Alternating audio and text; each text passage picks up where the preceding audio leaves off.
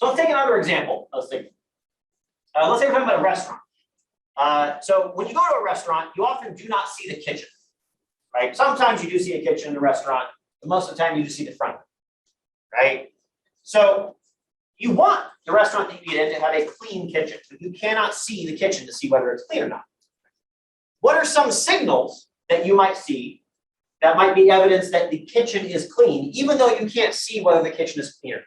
What do you think? What are some signals that you might take as evidence that the kitchen is clean?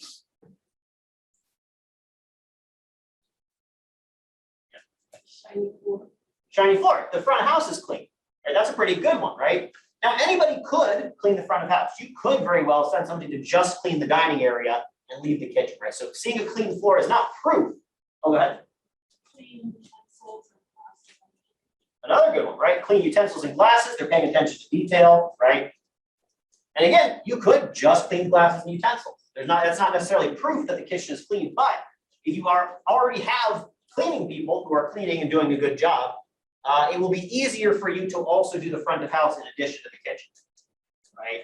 It would be more expensive to lie in that case because you'd have to be taking a restaurant that does not care about cleaning and have them figure out how to do a good enough job cleaning the front of house to convince you that this is a clean kitchen as well, right? It allows you to separate out those two. Again, it's not impossible to lie. It's just more costly to do so. All right, so we started all this with the example of used cars. That's what the market for lemons is actually in reference to. So why don't we think of used cars as an unraveled market anymore? Why is it now possible to get a pretty good used car, high quality used car? So two things. One, I mentioned things like Carfax make it very easy to actually verify the history of the car. So that requirement that we are not able to see the quality of the good before we buy it, that was true in the 70s, not so true now. So they've changed the game. They've taken out one of the necessary pieces for the market for lemons to exist.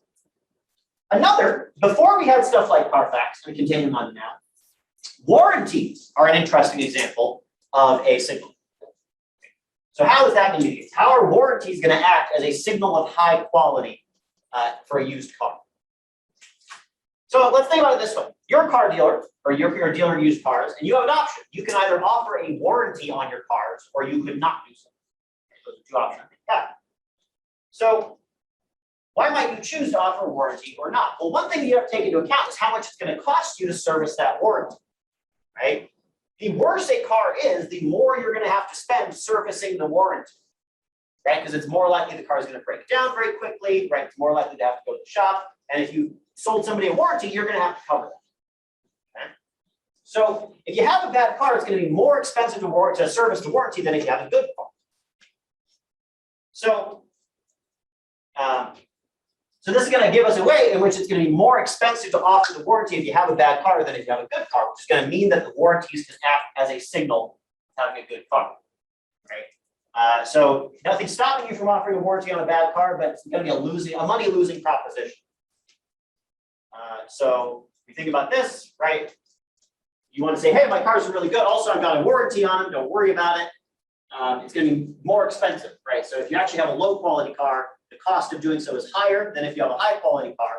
So it is cheaper to offer a warranty if you have a high-quality car, which allows you to distinguish whether the car is in fact high or low quality beforehand, right? Because if it was low quality, it would have been too expensive for them to offer that warranty. So the fact that it's much more expensive to offer a warranty on a bad car means that it is a good signal that you are buying a good car. In fact, there's a warranty. Of course, there's tricksiness there too, right? They might try to get you to not. They might try to offer a warranty without actually wanting you to buy it, or they might, have a really complex warranty that doesn't actually cover anything. So it gets complex there, but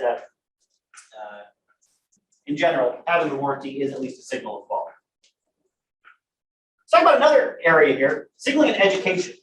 So it is a truism. If you look at labor market data, people with college degrees get paid more in the labor market. You can ask the question, well, why is that? So one reason that you learn things in college, you become a better worker, become more integrated into professional society, and so that is one reason that's going to lead to better jobs. Another reason, however, is that the people employers want to hire are more likely to go finish college anyway, right? So what do we have, right? It is the education a case where we can think of that Lemons market applying. We have options of different quote unquote quality. Some workers are just better are going to be better at their jobs than others. You can't observe that quality directly, right? Before you hire somebody, you don't know how good they're going to be. And then also some people have an incentive to misrepresent quality. What do I mean by that? Well, imagine you're hiring a bunch of people and they all show up and then you say, hey, are you going to be good at this job? And the first person will say, yes, I'm going to be great at this job. And then the second person, you say, hey, are you going to be good at this job? And they say, yes, I'm going to be great at this job. Like, why would anybody say, no, I'm not going to be good at this job, right? It's in your interest to represent yourself as being a higher quality employee than you actually are, right? So we have all these conditions in place, which suggests that in the absence of some sort of signal, this market might unravel, right? If you are a high quality, if you're a really good employee, if you're just going to be really, really good at your job, but nobody can tell before they hire you, how are you going to get hired to prove it, right? So you can imagine why that might be a very difficult labor market situation to be in. So a signal would really help you. And one way that you can do that is with education. So if the people who you want to hire anyway find it easier to get through the whole system of college and graduate, the people you don't want to hire would find it more difficult to get through that system, then having a college degree is a signal of being the kind of worker that the person wants to hire. This would be true and would lead to higher wages even if college didn't teach you literally anything at all. It does teach you stuff. There's a lot of studies on this. But even if it didn't, even if you came out of college the exact same person that you went in and college had no effect on you whatsoever, we would still expect it to lead to higher wages for this reason. So by the way, this is one reason why it's good that college is kind of hard. This is a favor because it makes it so that if you can prove yourself getting through a more difficult thing, that is part of the deal. Nature, signaling shows up in nature. Right? If an economic concept also applies to animals, there's a pretty good sense there's something real going on there. Animals want their offspring to thrive. There's an evolutionary thrust there that you want to have the best kinds of offspring you can. And so to do that, one way you can do that is to mate with the highest quality mate. How can you tell that? How can you tell who's the best kind of mate? Well, one way that you can do this is by asking who can afford to do useless, costly things. That's another way of thinking about signals in general, is that often they are useless, costly things that you do simply to prove that you can do them. Let's go back to the education example, right? Imagine you are in the world where college teaches you literally nothing. Again, we're not in that world, but imagine that was true. If that was true, then college would be useless and costly, and yet it would be extremely personally valuable to do it anyway, because it would still lead to those higher wages, right? So in this world, what's the role of college? It is simply a difficult and costly thing to do to show that you have the abilities and expenses available to get through it. And by getting through it, you prove that you had those skills in the first place. If the employer could see into your brain and know exactly how skilled you are, you wouldn't need it, but they can't. And so you do. Same thing here. There are useless, costly things that you can do as an animal to prove your worth. Peacocks are the classic example of this. Have you ever seen a peacock in real life? Okay, so peacocks, they have, obviously the big, beautiful feathers. Males do.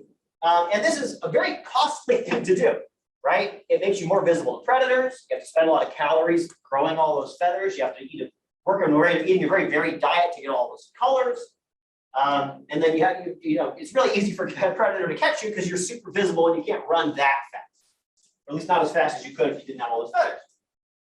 So it's a big old waste to grow all these feathers. And yet, somehow evolutionarily, this process has survived. It has not been bred out.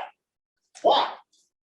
Well, one thing is that, you can, by growing these really big feathers, you prove that you have this sort of excess capacity as a strong mate to be able to do this, right? Only birds that are successful enough to eat a whole bunch of extra calories are going to be able to really maintain all those really beautiful feathers. So this is a signal of quality, right? Imagine you're a peacock, you're either strong or weak.